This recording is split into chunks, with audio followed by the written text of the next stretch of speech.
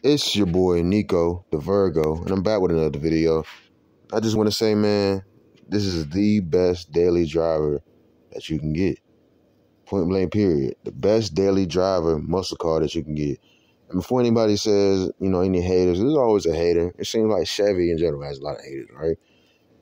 And it's always these hypocritical guys that say, they only count the doors when it's not a Charger. The Charger is not the only modern millennial muscle car.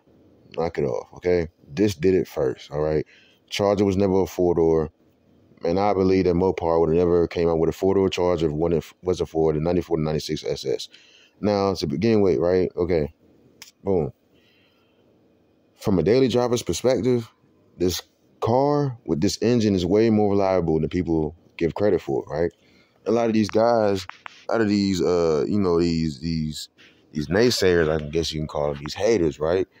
A lot of them don't own these cars, right? And a lot of the guys that have owned them, they either, it's poor part selection, which literally falls up under user error, or they don't have factory service manuals, so they take it to some shop.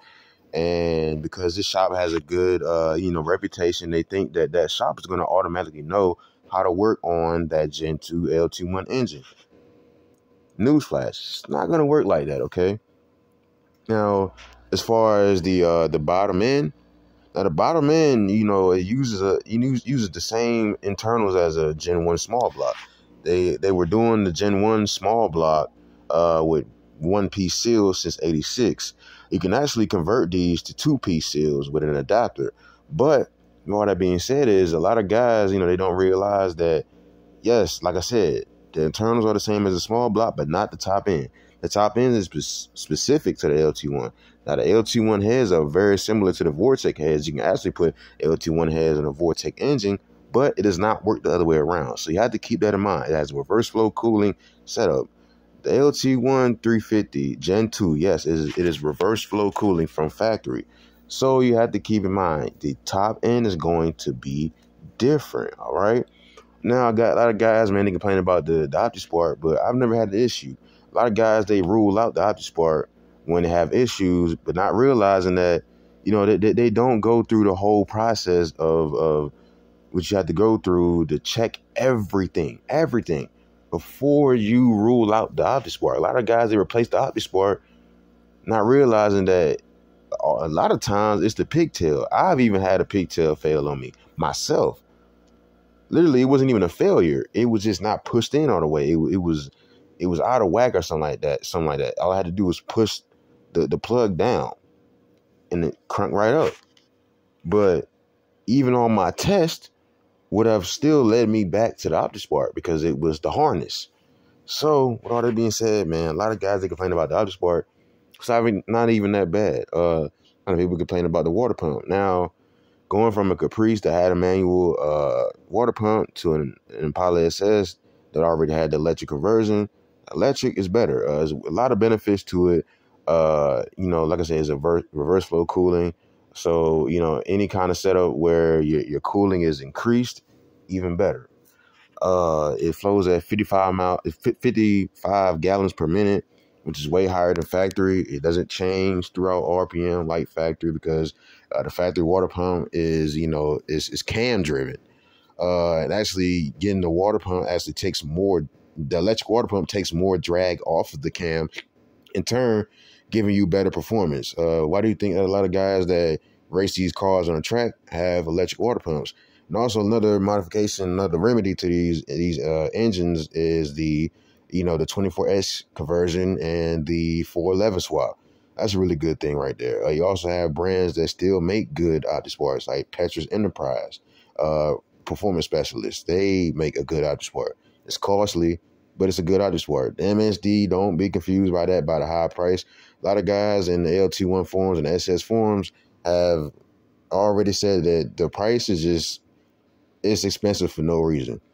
So with those little remedies, man, even outside of that, like my car has been utterly reliable, has over 250,000 miles. It's been a daily driver since day one. You know what I mean? I got it from an old guy that drove it every day, highway miles, never drove it through through the city. I bought it from Carolina, bought it from the, country. Guy live, in near trailers and all that. Like, the backwoods, man, country boy. I'm a country boy myself. Grew up on the Eastern Shore. I don't live there anymore. I live in Virginia Beach, but you know what I mean? It's like, it's all about how well the car has been taken care of. It's all about the people that you have taken it to. See, with my car, the maintenance records, all of it leads back to the Chevy dealership. And it's one guy who has worked on it since day one. This was our DWP. So you see what I mean by who you go to get the work on your car is important. That's why I say get your factory service manual. All your issues that you get, refer to your factory service manual. That's your best friend with an older car. Go buy you one. If it costs you $100, $150, whatever, get you one. Mine costs $51. Might be more expensive for you, but go get you a factory service manual. It's 3 full books of information about your car. What else do you need? No internet forum is going to have all that. Sorry, but it's not. The internet is cool, but it's not going to have everything. And it's not going to be there if your phone breaks, if your internet crashes. It's not going to be there, okay? So, all that being said, man, it's a very reliable car for the right person. A lot of guys don't know what they're doing, and a lot of guys, they modify these cars wrong. You can't build a car how a woman wipe their coochie, okay? You don't do it from the front to back. No, you're a grown man with a grown man's car. You build it from the back to the front. You're trying to go forward, right? And also get your braking and suspension right. You're going to go straight and you want to stop, right? All that stuff is just, braking and suspension is not just for performance. It's also for your safety. It's very important, man. You can die going at the right speed and being in the right place. You can die. If your ball joints clock out, your tie rods clock out, it's all over. So you really got to get all that right. And with the braking, that's obvious. You're going fast, you want to stop, right? Point blank period. Point blank period. It's common sense, man. But common sense ain't common though. Anyways, man. And it's like the trend has switched. People used to talk about the performance, but you got guys like Mike Harris who built a 385 stroker that's running, was running Hellcat numbers, like with no nitrous, no blower of any sort. You got guys like Jonathan Atkins, who is, a GM record holding car. No other car in his lane is faster, running 6s with a 96 Caprice block. You know what I mean? So the performance aspect, even with the top ET page, these cars have been raced since day one. It's been raced for, about 30 years. So it's not really a new thing. So the trend, as I've noticed, is kind of switched. Talk about the reliability now. The reliability is there. All those guys that I just listed, none of them have an OptiSpark. None of them have a mechanical water pump. Now, the mechanical water pump, going to electric is not that expensive. Going to, getting rid of the OptiSpark sensor or the OptiSpark as a whole, it's not that expensive. So before you rule out the whole entire engine, do your research, man. Do your research. So, because the guys that know what they're doing, they're making a killing. Why are you not? Because you don't know what you're doing. A lot of guys need to face that. So anyways, man, don't be afraid to get these cars. Don't listen to these naysayers and these haters that's outside the club speaking on what's going on inside the club. It's wild.